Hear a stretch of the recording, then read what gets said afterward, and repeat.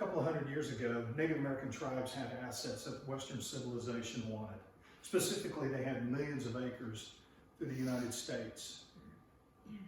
And through treaties with the United States government, the Native American tribes lost these assets. But these treaties also provided other economic opportunities and success for the tribes because of the sovereign land that they were given.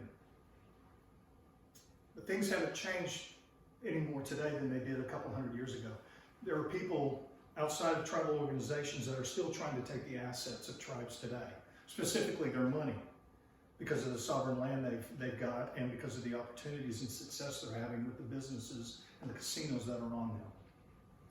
So tribes have to remain vigilant today, but unfortunately, there's a culture within the tribal organizations today that prevent tribes from being able to reduce the risk of being financially exploited by people outside of their own organization. There are steps that tribes can take each and every day that would help reduce that risk or mitigate that risk of being financially exploited. About 15 years ago, the state of Oklahoma entered into a gaming compact with the federally recognized tribes here in Oklahoma.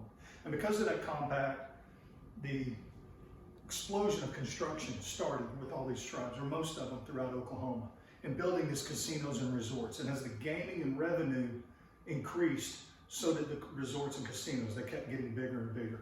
And along with the federal programs that the tribes received money through from the federal government, other buildings were being built as well, such as hospitals, housing, and clinics. One of the problems, the cultural problems that we have with tribes today that people see as a financial exploitation is through their hiring practices. Tribes today like to hire and promote within their own organization, which is a good thing. If you're a Choctaw tribal member, you would like to see your own people rise up through the ranks. But the problem we have with tribes is when you're promoting and hiring people that aren't qualified to be in the position, especially in construction. We use that as an example. So as an employee continues up and say a chief is elected, many times that chief brings in his own people and all the department heads many times lose their job. Or it may be somebody who was loyal to that person as they went from council person to assistant chief and then up to tribal chief. And they are put into that position.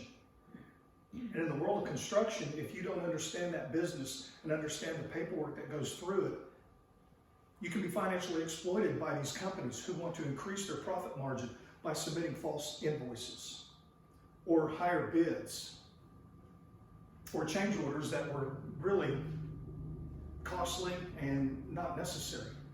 But because you're not educated and experienced in that work field and you were put into it because of a political favor, because you campaigned and you contributed a lot, the tribe will suffer. And one way that we can stop that additionally is through SBA aid companies. Many times I've talked about with the gaming and the resorts and the money that is generated through that. The federal government also gives hundreds of thousands of dollars to tribes every year for their health care, their education, their food. And the tribes need vendors to help them through these programs. And employees understand this. And many times you have employees who are ghost owners. They have somebody else on paper, but they truly own that company.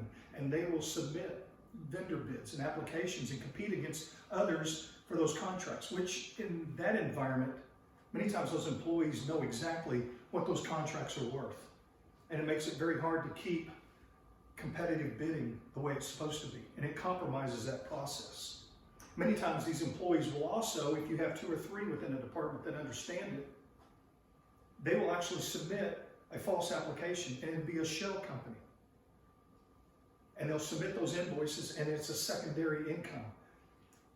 By creating a process where people are vetted, companies are vetted, and you have the promotion and the hiring that's done apolitical, unbiased, and strictly on qualifications, you can mitigate that potential financial exploitation of the process of hiring and promoting. And who's going to do the construction? Who's going to get that next contract? Another problem within the culture of the tribes where they get financially exploited, and this is, I find is a very big one, is through the TARO and the Indian Preference Act. This is generally, I say an act, it's a law that many tribes have, many don't. And the spirit of that law was created for a very good reason, and that was to help their own tribal members become business owners, those that wanted to get out and start their own company. And by having Taro or tribal or Indian preference, it gave them a leg up and let them compete against other business owners who are legitimate and experienced. It gives them a chance to win those contracts. In the construction world and many others, it's so competitive that many business owners are looking for any unfair advantage that they can get over their competitors. And there is a tribal culture out there where these outside vendors and companies will actually seek out somebody who has a CDIB card, somebody who is a tribal member, who may not know anything about construction or electrical work, and they will make them the 51% owner so they're qualified to be a Taro company, when in fact they don't even own the business. And when they get the contract, the money goes back to the true owner, and the tribal member just gets a few dollars out of that profit. By vetting your applications, these companies, besides taking the application, go back and look and see, does this person really have the money? Look at their bank records and see who has the business account, who has signature authority on there. Look at their assets that they have for that business. Whose names is the registered vehicles for those companies? Who owns those vehicles? Who's spent all the money on the office supplies? Who's paying the rent from that company? Is it the tribal member who's the 51% owner? Or is it the 49%? By doing proper vetting, you can eliminate a lot of these companies that are trying to seek an unfair advantage and exploit tribes for contracts that would be significantly higher. When in essence, what they're trying to do is give it to their own people and allow them to become successful. One of the biggest and the last problem that I see within tribal organizations that's a problem, a culture that gets them exploited all the time, is the political environment. And every tribe that I have been in, every building that I've gone into, every website that I've visited for Native American tribes, you will find an organizational chart, a hierarchy. And basically what this says to tribal members and tribal employees, these are the people that are important. And when you work for a tribe, you fall under one of these at some point, somewhere, whether it's directly to the chief. And your front line defense in your organization against financial exploitation are your employees. Many employees are in fear of reporting things that they find that are wrong because of the political environment. Many of these employees show up at work and tribal police or security will walk them to their desk, grab their belongings and hit them out the door without any reason or justification for their termination. Many of these employees won't report because they're afraid they're going to lose their job, because the person that they want to report on may be a council member who got elected, who did a favor and hired somebody and put them in that program. Or maybe they were loyal to the chief when he was just a council member and he eventually rose to the rank of chief. And they feel that he or she may be protected by the chief because they're good friends. In order to break that culture within each tribe, tribes need to hire out through policy a third-party vendor who would remain anonymous. That would allow like a 1-800 hotline where tribal employees can contact this person to voice these red flags. They cannot go to the police department. Most tribal organizations, these employees feel that the tribal police, the light horse police, the security works directly for the chief or the assistant chief. They're not going to report that to them. They've got nowhere to go with their complaints when they do see them and they want to say something. But they're in fear they're going to lose their job because many of these tribes, their businesses are in rural areas. And if they lose their job and they have 2 or 3 mouths to feed at home with kids, where are they going to find that job that has those benefits and take care of them? And most employees are receiving some sort of tribal service. And they're afraid if they say something, they're going to lose that service. They may lose that tutoring. They may lose that clothing allowance. They may lose some of that health care or that scholarship. But by creating a third-party anonymous tip line can help break that culture. So how do we do this? What are some steps that you can take as management within tribal organizations that will help mitigate and reduce the risk of financial exploitation within your agency, within your organization? First thing you do is check social media. If you're a large tribe like the Choctaws and you do $1 billion a year and you've got thousands of employees, it's hard to check each and every one. But as a department head and supervisors, you can knock that down to where it's doable, it's attainable. And check your own employees and see what they're posting. Are they taking vacations like this? People love to post things that they buy, places they go, concerts, things like that. It's very easy to check social media and see if they're living within their means. How would you know? You're their supervisor. You have a pretty good idea of what they make per year. That would be a red flag. It doesn't mean that they're doing anything illegal, but it could be that they were exploited at some point or became corrupt within your organization.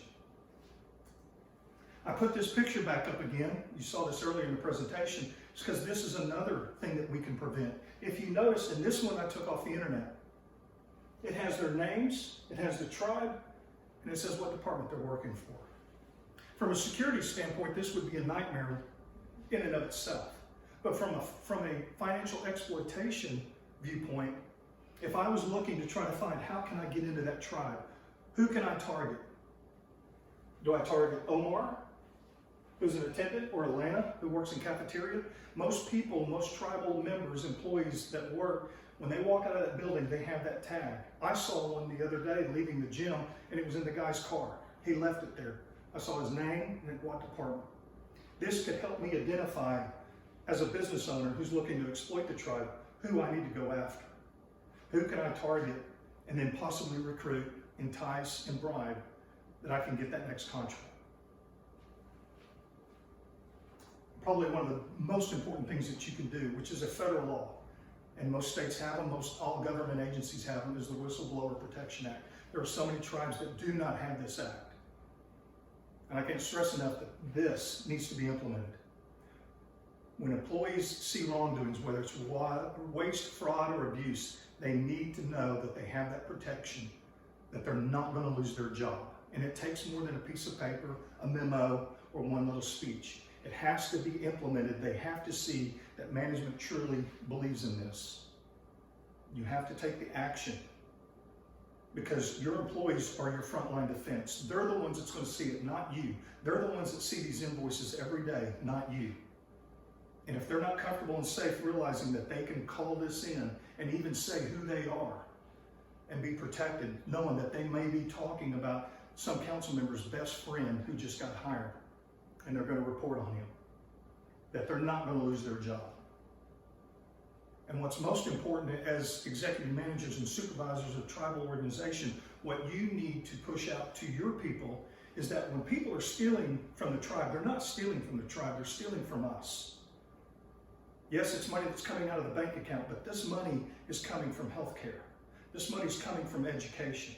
This is affecting maybe some diabetes treatment that my father or your grandfather for eyeglasses, or for your son or daughter who needs that scholarship or that extra tuition.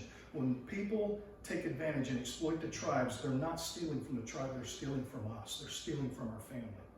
And by implementing these steps, we can mitigate and reduce the risk of being financially exploited, which will ensure the financial success of our tribe for future generations to come.